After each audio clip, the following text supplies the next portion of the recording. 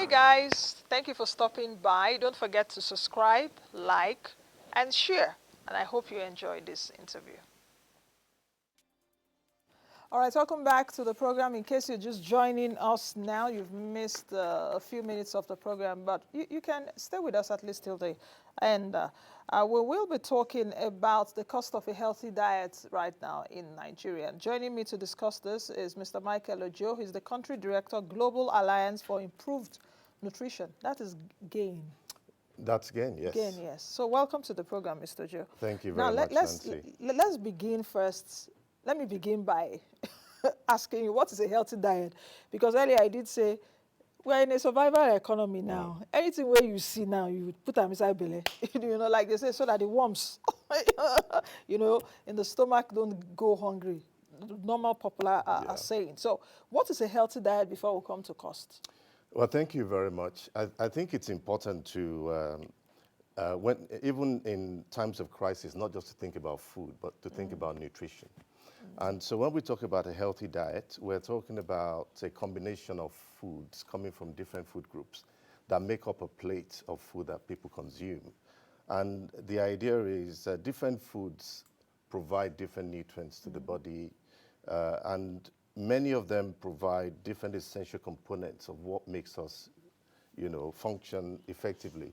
So a healthy diet is a combination in the right proportions of these different food groups to ensure that we're not just eating to survive, but we're eating to be healthy. To be healthy.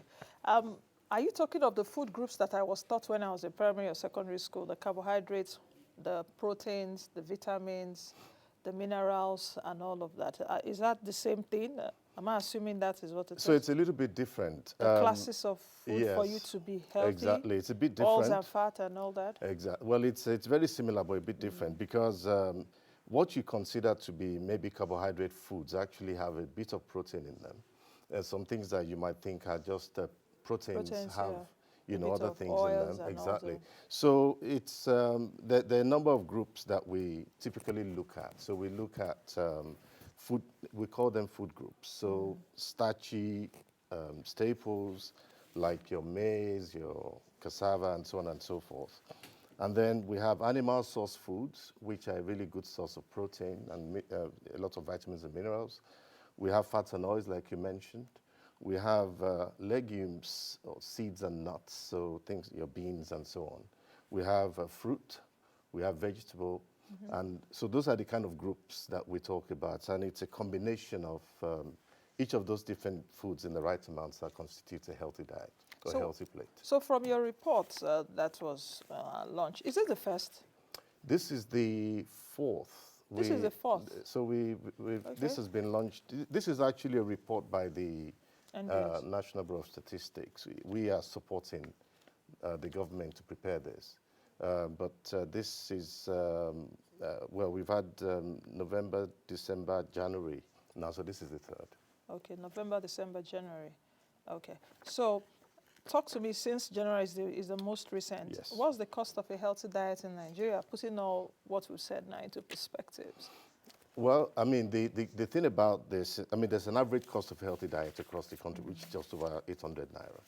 But the thing... 800 naira, we'll come to that in a while. Yes, exactly. But the thing about this is actually it helps, the cost of a healthy diet is, it helps us to measure, what is the kind of combination of the most affordable foods that are locally available that constitutes this healthy plate that I talked about, and that conform to, a consistent dietary guidelines globally.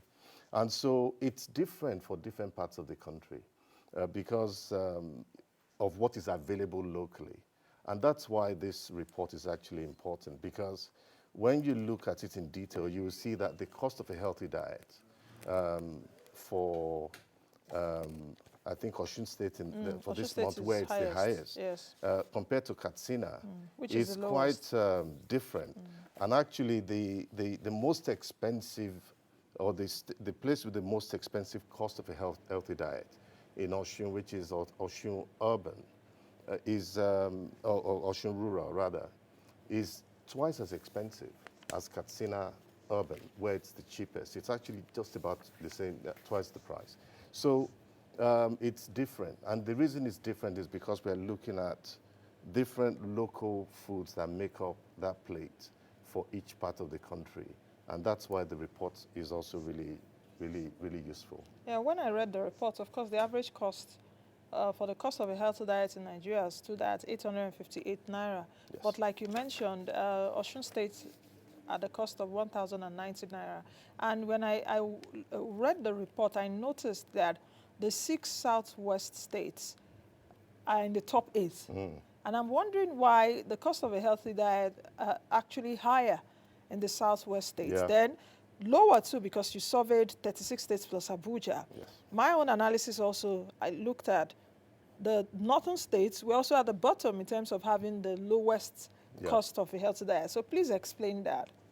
Well, actually, maybe the best way to look at this is to use this to then begin to ask questions. That's what I'm asking. And the point is, the question we should be asking ourselves is, why is this? And that helps us to then think about the kind of policy or interventions that would be useful to make it come down.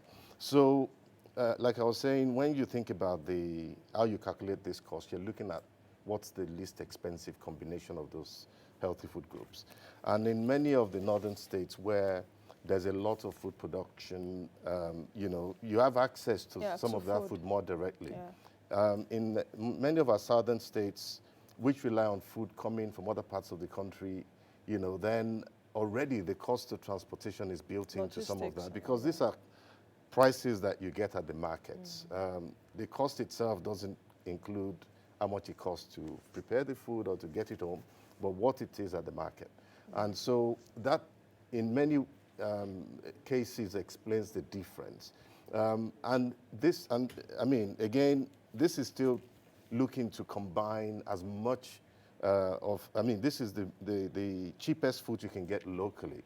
Sometimes those foods are locally produced, sometimes they're not locally produced, as in the Southwest. And so you nearly always then have this differential. So this average cost of 858 for January in Nigeria indicates the cost I'll get it from the market. Is that what you said? Not really. I want Nigerians to really understand, not about the cost it will take you to prepare the food. Yeah.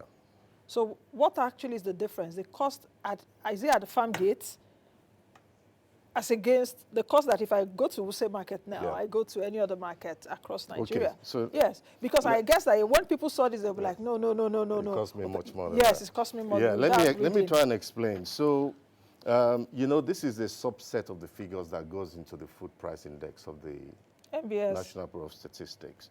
And so these are prices that are derived from the market. But this is also measuring how much it costs for an adult to have a healthy plate or to have a healthy diet in one day. So it doesn't measure how much those items are bought. Let me give you an example. So if you construct your healthy plate with some rice, maybe some chicken, and so on and so forth, you don't go to the market to buy 1 cup of rice. You buy it in a different kind of measure, maybe a mudu. Exactly. So, but for you to get this cost, you have to determine how much of that rice needs to go into this plate, and that is what you're costing. So when the fraction of the mudu? It's a fraction of the normal unit that you would buy at the market that goes into constructing this. In what is required to give you the balance in terms of the food groups and sufficient calories to be healthy and to fill you for one day. So that's why it looks like, this is not the price I will pay when I go to the market. And typically, people will shop for a household, not for an individual. Exactly. So normally, your typical cost would be a multiple of that per person for the entire household. So that means that if you have a household of 6, for example, 4 children, 4 adult children, since it's per adult, let me put it. But I don't know, is that also reflected for children? Or well, this is measuring for an adult. For an adult, yes. Okay. So let me say, for a household of 6, father, mother, with perhaps adult children that are still in the house, at least from 18. Yeah. That means that 858 times... the numbers of adults that you are feeding okay. is what will give you an indication of the cost for the household. Yes. That's actually where I'm going to. Exactly. Okay. Now, how can households benefit from this report? Because at the end of the day, it's not about just bringing Yeah. out reports. Yeah. Some people don't even get to see the report. It's just the people like us that need it, to inform viewers that will really read this report. Yeah. But as we're interpreting it now, how do you want an average Nigerian watching us right now to interpret this data, and how will this data affect, Yeah. or how will this data, impact the buying or purchase decisions of Nigerians? Yes. Yeah. Thank you. That's a really good question. And I think it's really important that we understand that these reports are very useful on a number of different levels. So food insecurity and malnutrition is a big problem. It's a big issue for us in Nigeria currently. It's costing us hundreds of thousands of lives in death and so on, and also, billions of naira in lost productivity and the cost of treatment. And what we know is that what people consume, the diets that they consume, is what is at the root of virtually all forms of malnutrition. And so if we can affect the food system, which provides the food that goes into a market, that constitutes the diet that people have access to, then we can begin to tackle malnutrition from its root cause. And so what this helps us to do is to understand that, healthy diets can be constructed in different ways in different parts of the country. We've gotten to a point where everyone is consuming a very limited number of food items. But when you look at this report, you see that, it's taken out of a long list, but what is consistent with, what's affordable within different parts of the country. And so I think the first thing for most people to look at is, why is my food costing so much for me to be able to actually have a healthy diet? Am I buying the right things? Am I, consuming the things that are locally available, which would then help me to reduce the cost of my food and still have a healthy diet? But I think it's also really important for those of us or people in government to understand, especially when you look at over time, the cost of a particular food item that is locally produced or that is local to that area is increasing over time. What can we do to deal with that? What can we do to ensure that we manage that? Is it about supply? Is it about other costs that are, impacting on the cost of that particular food item? It's also really useful for, those of us who are, supporting government or in research to understand, where are the opportunities to transform the food system that supplies these foods in these different communities. So it's useful for government, it's useful for international partners like ourselves, it's useful for the media to really understand what's going on. It's useful for households also to understand what's available to them. And for them to move away from thinking, I can only get my, carbohydrates from rice, because we have locally available alternatives that provide you, the same nutrients from that food group. And also, what other combinations can you make to have a healthy diet? When I was also reading your report, a lot of things were really going on in my mind, because there's also the issue of malnutrition in Nigeria, or nutrition, because a lot of adults are also suffering from malnutrition as it were. If you don't have the required nutrition to keep your body going, then we are talking about children. Nigeria definitely has the second highest burden of stunted children in the world. Yep. I think about 2 million children suffer from severe acute malnutrition, and that is a very serious issue. And I think about 2 out of 10 get treatment. So when I was reading this report, that was also coming to me in terms of what is our actually government doing with this kind of thing beyond what the GAIN and the MBS has done. And I think this is again part of the reason why this is important, because in virtually everything, it's always easier, cheaper, and more productive to prevent rather than treat. To treat, yes. And this gives us opportunities to really find ways to prevent malnutrition. Like you say, a third of our children across this country are stunted. But it's not just about lack of access to enough food that is affecting us as a country. Nearly a quarter of our adults are actually overweight and obese. Obese, So it's yeah. also about not consuming, even for those who can afford food, they're not consuming the The right right things. one, You know, yeah. so really ensuring that we are doing what we can to increase access and affordability of the good and reduce and prevent people consuming the bad, high salt, high sugar, you know, and so on, food, is what we need to do to prevent us having this burden of malnutrition that eventually is costing us, like I said, many lives and a lot of money to Okay, as we resolve. move towards the end of this session, is getting a healthy diet expensive? Because I've also had this discussions, you know, off camera with some. Like sometimes you getting a healthy diet may not actually be totally expensive. I know Yeah. that I don't for now though, because we're in a, you know, we are all suffering from the challenges of the economy. But is getting a healthy diet necessarily expensive? Because for me, for example, yesterday I had a very, very busy day. When I came back, it was late and I didn't want to eat that late, but I knew I needed food because I hadn't, you know, eaten. My brain needed sugar because it exercised the sugar it had earlier on in the day. And I just ate a small bowl of rice with a lot of vegetables on it, as in just pure vegetables with just, you know. So I was asking myself, I said, oh, okay, I don't know if this So is that's healthy. that's a really good start, because within that you have leafy grains, vegetables, Exactly, you so have some many of fat and them. oils, Yes. You have some rice. You know, you're missing a few things, but Yes, I'm missing a few things. but that's okay. You know, it's good to I think be with a bit of conscious. chicken, I think. Yes, it's good to be conscious of this, but also you raise a really important point about, you know, does this actually mean that healthy diets are expensive? Expensive, yeah. No, it doesn't. And what it's saying is actually, if you think about what you're eating carefully, you can reduce the cost of what constitutes a healthy diet for you locally. But beyond that, you know, Nigeria, from some of the research I saw a while ago, we are the country that spend the most proportion of our income On food. on food. Yeah, 3/4. And I mean, at the time this report was done, which is a few years ago, it's about 56%.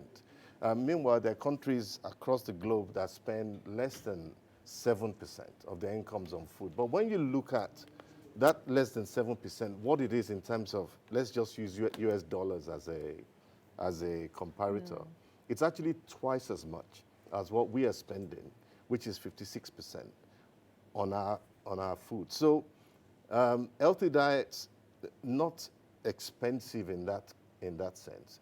Of course, it's more expensive than just eating starch. But what is really the problem here, I think, is affordability. I think it's incomes. I think it's, you know, the opportunity for people to actually be able to access this, both economically and physically. This helps us to understand what is possible to access physically and economically in a local community.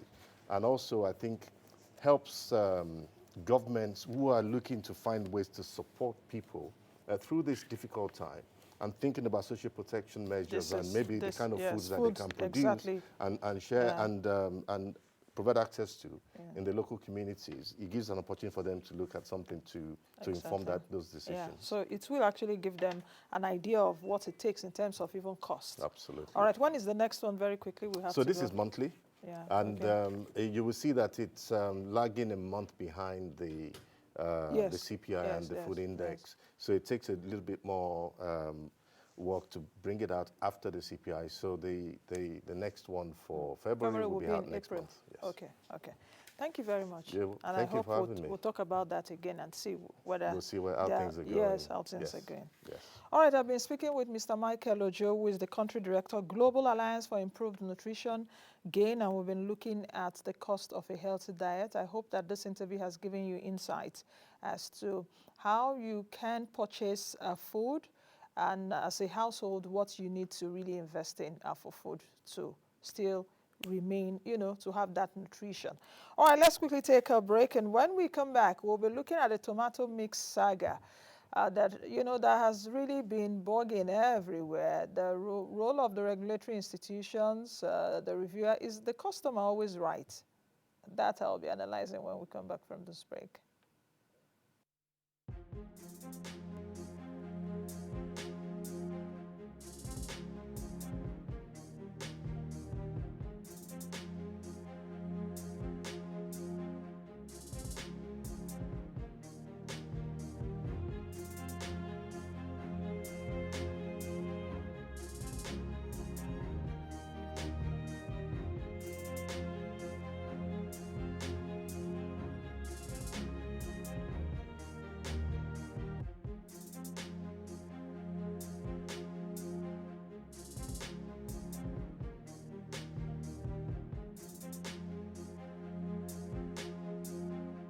Thank you for watching. In case this is your first time watching us, thank you.